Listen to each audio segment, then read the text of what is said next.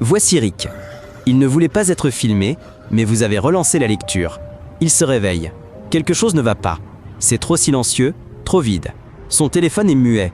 Internet ne charge pas. Aucune voiture dehors, malgré l'heure de pointe.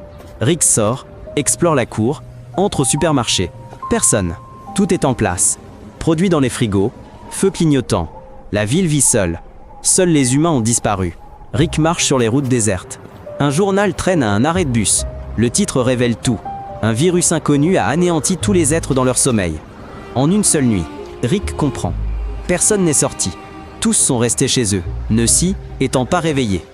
Il n'entre pas. Il a peur. Tout est figé.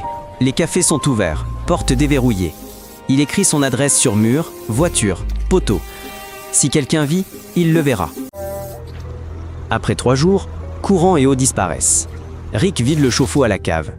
Il fait un feu sur le toit, dort près de la sortie, un tuyau de fer sous l'oreiller. Il arpente la ville avec sa charrette, cherchant nourriture, médicaments, vêtements chauds. Masque en pharmacie, lampe et conserve à l'entrepôt. Il marque tout sur sa carte. 1 mois passe. Vitrine poussiéreuse, route envahie de mousse. En périphérie, il croise un renard, puis une meute de chiens qu'il contourne. La peur a disparu, l'ennui le ronge, personne à qui parler. Un jour, Rick sort un mannequin d'un magasin détruit. Il le ramène et l'assoit sur le canapé. Musique allumée, il verse de la soupe dans l'assiette vide. N'attendant rien, il veut juste une présence à ses côtés. 6 mois passent. Rick vit dans une superbe maison avec baies vitrées et terrasse. Toutes les maisons sont vides, il a choisi celle-ci. Il ne craint plus d'intrusion ni de coups de sonnette. Le carburant n'est pas infini. Une citerne suffit longtemps pour un seul homme. Rick roule en 4x4, remplit des jerrycans en vieilles pompes. Quand une se vide, il passe à la suivante. Il a aménagé son garage, démonté un générateur. Il comprend chaque tuyau et mécanisme. Rick ne survit plus. Il vit simplement, comme il peut. Il suit une routine. Petit déjeuner, ronde du domaine, vérification des provisions. Chaque jour est identique, et cela le rassure. Il parle aux mannequins, s'assoit avec eux près du feu. Il les place dans la maison comme des voisins. L'un est toujours au fauteuil près de la fenêtre, l'autre en cuisine, le troisième travaille à l'atelier. Rick s'attribue rôles et règles, puis les enfreint lui-même. Il sait que c'est un jeu, mais sans cela, tout s'effondrerait. Un jour, Rick entend un bruissement derrière une étagère et trouve un grand scarabée noir. Il le prend en main, le met dans un bocal et le nomme Tombeau. Dès ce jour, Tombeau vit sur le rebord de la fenêtre, recevant miettes et horaires de repas.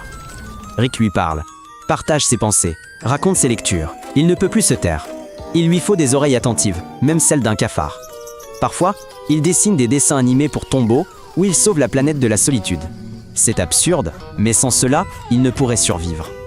Avec le temps, Rick commence à entendre ce qui n'existe pas. D'abord des bruissements, puis des voix. Il lui semble que quelqu'un l'appelle par son nom. Rick parcourt la maison vide, appelant un interlocuteur imaginaire, comme si une réponse était possible. Parfois, il voit du mouvement dehors, il sort, mais il n'y a que le vent. Il ne trouve plus étrange que les mannequins bougent pendant son sommeil. Il sait que c'est faux, mais il remarque qu'un d'eux est plus proche de son lit qu'hier. Un matin, en réglant sa vieille radio, Rick entend une voix. Dans le grésillement, une courte phrase. « Je suis Sandy. Je suis en Australie. » Une voix de femme, effrayée mais vivante. Rick est figé. La voix disparaît aussitôt. Il reste longtemps devant la radio, les yeux fixés. Était-ce une illusion ? Il n'en sait rien. Mais il ne peut plus penser à autre chose. Il sort de vieilles cartes, trace un cap, répare un yacht, il vérifie le moteur, remplit des jerrycans, prend de l'eau et des médicaments. Il met Tombeau dans un bocal et prépare la nourriture pour des semaines. Il ne sait pas s'il trouvera l'Australie, ni âme qui vive, ou s'il se perdra seul. Mais il n'y a plus d'autre sens à sa vie. Il part à l'aube, lentement, sans musique, sans adieu. Il va juste vers ce qui pourrait être la vie. Aujourd'hui, il a eu le courage d'agir. Soutenez-le en vous abonnant à la chaîne.